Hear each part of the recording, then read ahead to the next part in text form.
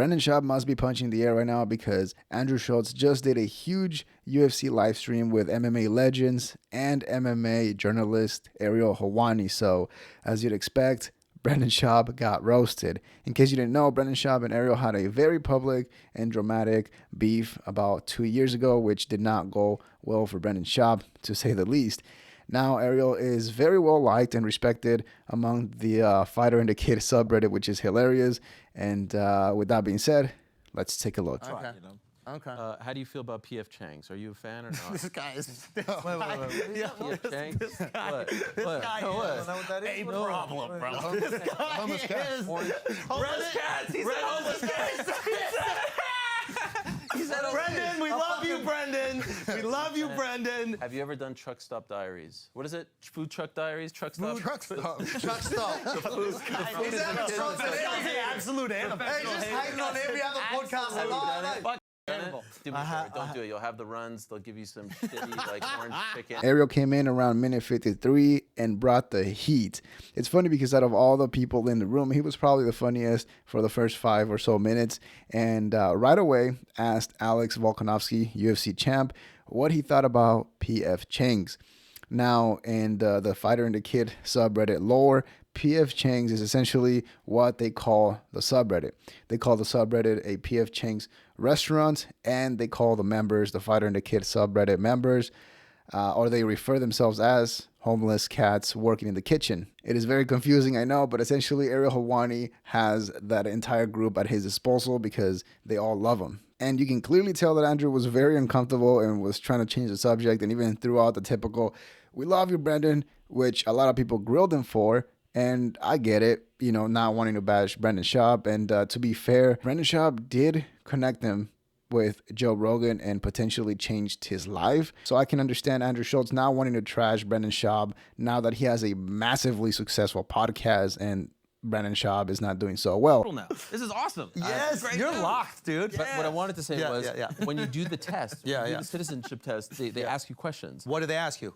So there's 100 questions to choose from. You only have to get 6 out of 10 right, but then you have to write a sentence, and then you have to answer sort of English-speaking questions. So what they do is they play a movie for you, and then you have to recite some of the lines. From the movie? Yeah, you know what movie I got? What? It was tough, because I couldn't understand a word that they were saying. Django Unchained. No.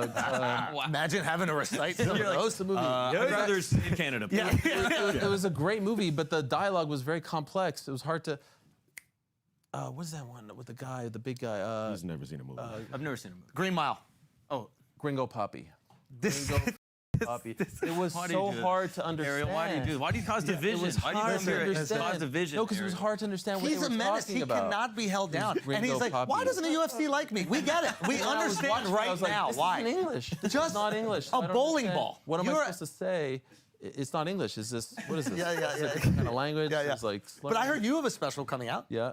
Now, here's what I find interesting. I can really see Ariel getting into comedy just because if you take a look at that small monologue that he did, he delivered it pretty well. I was not expecting a Gringo Poppy joke in there, and it was perfect. It was actually a funny joke.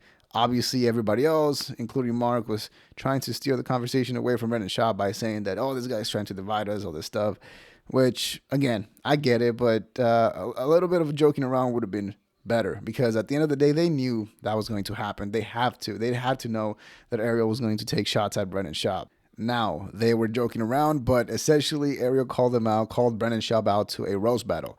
And here's what I think. If I'm Brendan Schaub and I have people, close friends like Brian Callen, Eric Griffin, D'Elia, possibly Joe Rogan, even more people, I would take on the challenge because at the end of the day, those roast battles are all pre-written. You all have jokes that you know you're going to tell. And all the information is out there. Like, you know what Ariel Helwani is going to take shots at. You know what he is going to attack you on. So you can easily prepare for that. So I think if I was Schaub, I would take that. I would definitely, as a consumer, I would definitely pay for that, even if it's $10, $15 to pay for that event. It's very nice of you. And it was. We go together like a plate of brown rice and orange chicken. This guy liked it. He liked it. I mean, He liked it. you and Brendan just got to Africa? fight, yo. Outstanding. You and Brendan just got to fight. That'd be fun. That'd be like Yeah, a cool why don't you pay-per-view guys do event. like a charity boxing BAMPAF? Why don't we do competing stand-up? You and Schaub? Yeah. You said it here first. No, I'm just throwing it out there. You and Or like Schaub. a roast battle. You do roast battle. You and Schaub do a roast battle. This is actually great. Do you think this would be like Hulk Hogan in his prime? Okay. Competing on Maple Leaf Wrestling on a Saturday morning against like Jobber A. Oh, you're talking about the Virgin Yeah, stuff again. yeah. Oh, God, it's so unrelatable. Overall, I think the decision to do a UFC stream was pretty interesting. I wonder if they'll continue it, because if they do, that's technically a direct competition to Brendan Schaub's fight companion in Calabasas or whatever. Also, technically, Ariel had called off the whole drama with Brendan Schaub, and they signed a peace treaty. And you better believe that Brendan Schaub has not brought up Ariel Helwani in any negative way. On the other hand, Ariel has been consistently trashing Schaub here and there, and even on that, he was a commentator for the Jake Paul Anderson Silva fight, and I know that he took some shots at Brendan Schaub there, which is fine. I completely get it. Brendan Schaub brought that up on himself, and can't really go back from there after you open that can of worms. And again, Brendan Schaub is not going to respond, but he should. He keeps claiming that he doesn't subscribe to the social media and comments and drama, but he should. Listen, I would understand if they were still on top of the game, if they were like a top tier podcast that didn't need it. If I was Brendan Schaub's manager, brother, whoever gives him any advice, I'd say, Schaub, listen, do you want to continue pretending that you are better than them, that you are a grown-up, that don't subscribe to social media, comments, negative feedback, all that stuff? Watch the podcast, slowly die until you have to pull the plug yourself, or do you swallow your pride, realize that you are entertainers and comedians, okay, on YouTube, and follow Bobby Lee's footsteps and watch your bank account blow up? That's what I would say, because at the end of the day, people like to say the drama is no good and it's not healthy. And honestly, if you have the choice, if you have the luxury to avoid it, do it, avoid it, you know. But if you are in a position where that is the difference between your bank account being full of dance or being successful, go at it, man. It's the entertainment industry at the end of the day. It's not that deep. It doesn't really matter that much. But I do think that it would help him a ton, especially Brendan Schaub. I've talked about this multiple times, he has all the tools. He has everything at his disposal to feed off the drama and make a lot of money.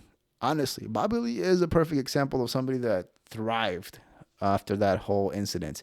Obviously, he was a victim and everybody was on his side, but it still could have been done. So let me know what you think in the comments below. Like the video. If you made it this far, make sure to subscribe to the channel. It helps out a ton. And we are trying to get to 20,000 subscribers. Again, let me know what you think. Dislike the video if you didn't like it. And that's all we have for today. See ya.